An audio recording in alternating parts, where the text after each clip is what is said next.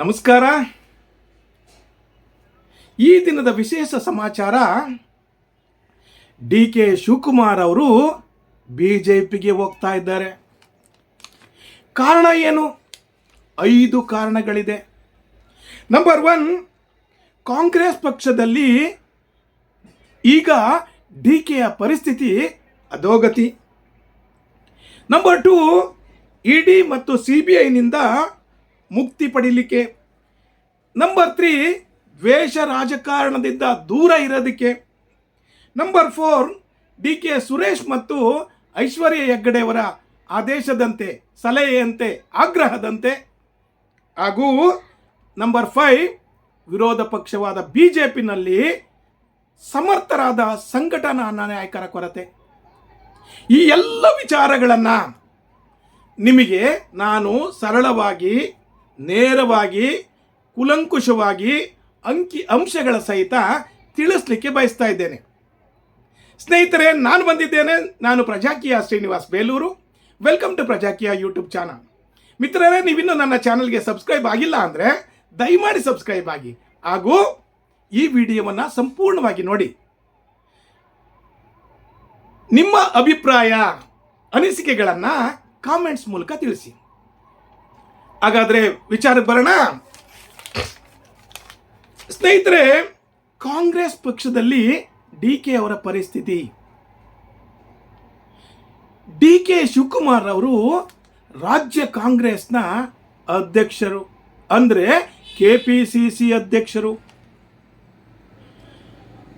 ಹಾಗೂ ರಾಜ್ಯದ DCM, deputy CM ಅವರು, ಹಾಗೂ ಬೆಂಗಳೂರಿನ ಅಭಿವೃದ್ಧಿಯ ಸಚಿವರು,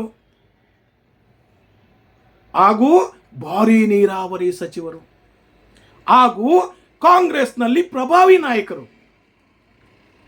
2023ರಲ್ಲಿ ಮುಖ್ಯಮಂತ್ರಿ ಅಭ್ಯರ್ಥಿ ಅಂತ ಬಿಂಬಿತರಾಗಿದ್ದಂಥವರು.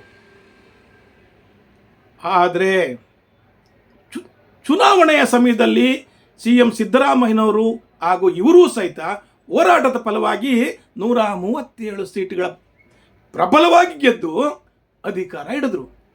ಆದರೆ ಹೈಕಮಾಂಡ್ ಆದೇಶದಂತೆ CM ಸಿದ್ದರಾಮಯ್ಯನವರನ್ನು ಮುಖ್ಯಮಂತ್ರಿಯಾಗಿಯೂ ಡಿ ಕೆ ಶಿವಕುಮಾರ್ ಅವರನ್ನು DCM ಆಗೂ ಮಾಡಿದರು.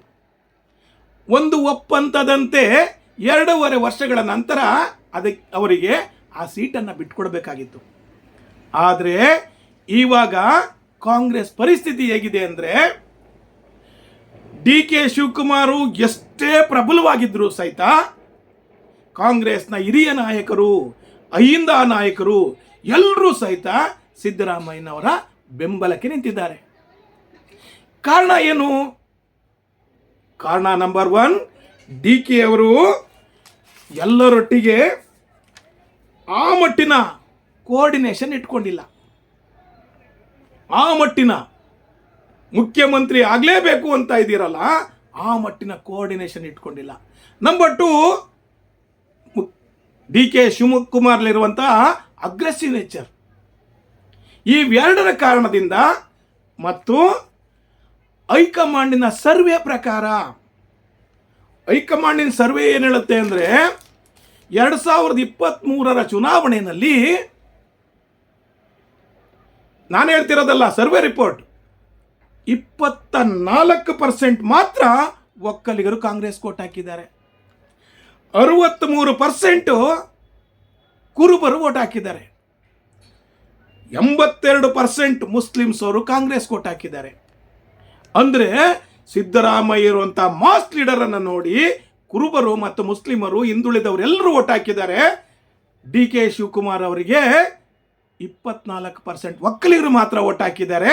ಆದರೂ ಸಹಿತ ಹೋರಾಟದಿಂದ ಚುನಾವಣೆಯಲ್ಲಿ ಗೆದ್ದಿದ್ದೀವಿ ಅನ್ನೋದು ಹೈಕಮಾಂಡ್ ಮತ್ತು ಅಹಿಂದ ನಾಯಕರ, ಸಿದ್ದರಾಮಯ್ಯನವರ ಎಲ್ಲ ನಾಯಕರ ಚಿಂತನೆ, ಹೈಕಮಾಂಡ್ ಚಿಂತನೆ ಸಹಿತ.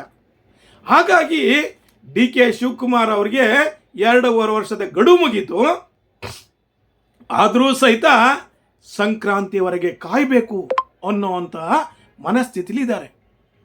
ಕಾರಣ ಏನಪ್ಪ ಅಂದರೆ, ಜನವರಿ 6, 2026ಕ್ಕೆ ಸನ್ಮಾನ್ಯ ಮಾಜಿ ಮುಖ್ಯಮಂತ್ರಿ ದೇವರಾಜ್ ಅರಸೂರವರ ಸುದೀರ್ಘ 7 ವರ್ಷ 239 ದಿನಗಳ ಅಧಿಕಾರವನ್ನು ಸನ್ಮಾನ್ಯ ಮುಖ್ಯಮಂತ್ರಿಗಳಾದಂತಹ ಸಿದ್ದರಾಮಯ್ಯನವರು ದಾಖಲೆಯನ್ನು ಮುರಿತಾ ಇದ್ದಾರೆ.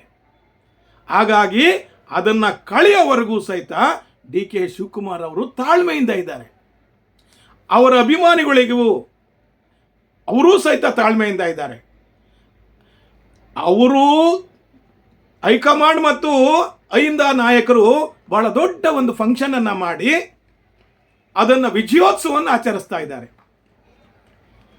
ಇದೆಲ್ಲವನ್ನ ನೋಡ್ತಾ ಇದ್ರೆ ಡಿ ಕೆ ಶಿವಕುಮಾರ್ ಅವರಿಗೆ ಮುಖ್ಯಮಂತ್ರಿ ಆಗುವಂತಹ, ಕಾಂಗ್ರೆಸ್ನಲ್ಲಿ ಮುಖ್ಯಮಂತ್ರಿ ಕೊಡುವಂತಹ ಅವಕಾಶಗಳು ಕಮ್ಮಿ ಅನ್ನಿಸ್ತಾ ಇದೆ.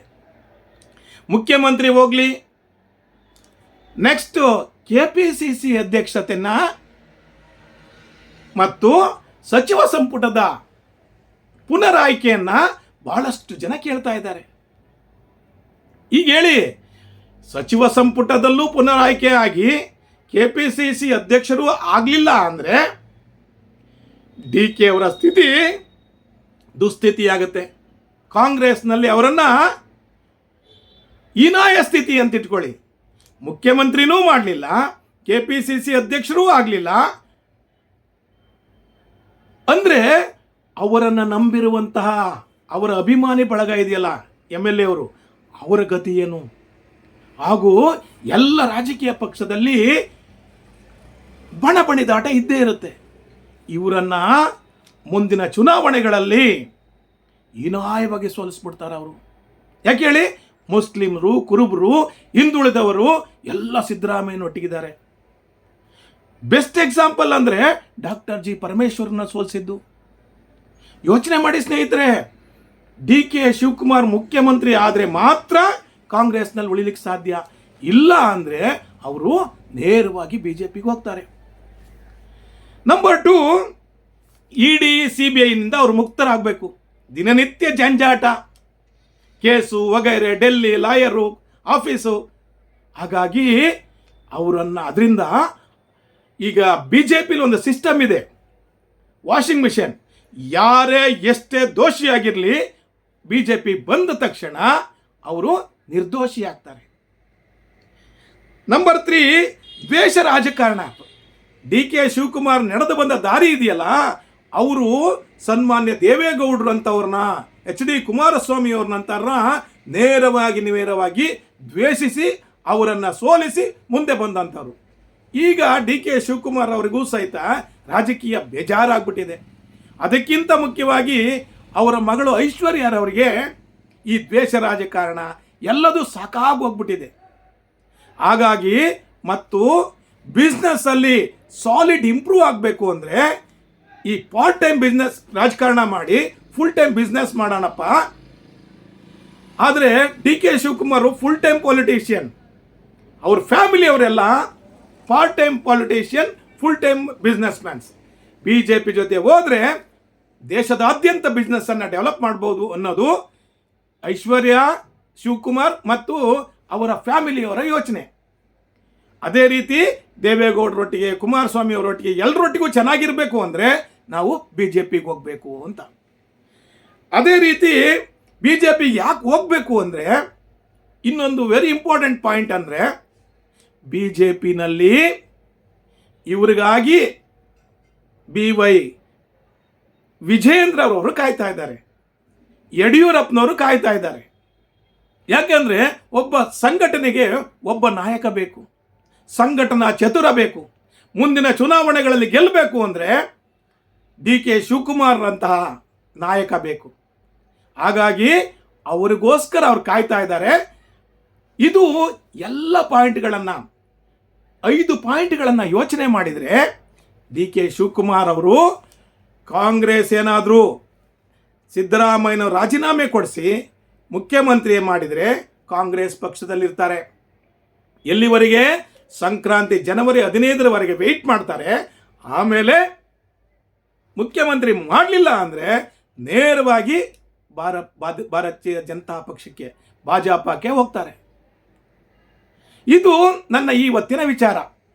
ಈ ವಿಚಾರ ಸರಿಯಾಗಿದೆ ಅಂತ ನಿಮಗನ್ಸಿದ್ರೆ ಲೈಕ್ ಮಾಡಿ ಹಾಗೂ ಶೇರ್ ಮಾಡಿ. ನನ್ನ ಈ ವಿಡಿಯೋ ನೋಡಿದ್ದಕ್ಕೆ ನಿಮಗೆಲ್ಲರಿಗೂ ಶರಣಾರ್ಥಿ. ಮಿತ್ರರೇ, ನೀವಿನ್ನೂ ನನ್ನ ಯೂಟ್ಯೂಬ್ ಚಾನಲ್ಗೆ ಸಬ್ಸ್ಕ್ರೈಬ್ ಆಗಿಲ್ಲ ಅಂದರೆ ದಯಮಾಡಿ ಸಬ್ಸ್ಕ್ರೈಬ್ ಆಗಿ. Thank you very much.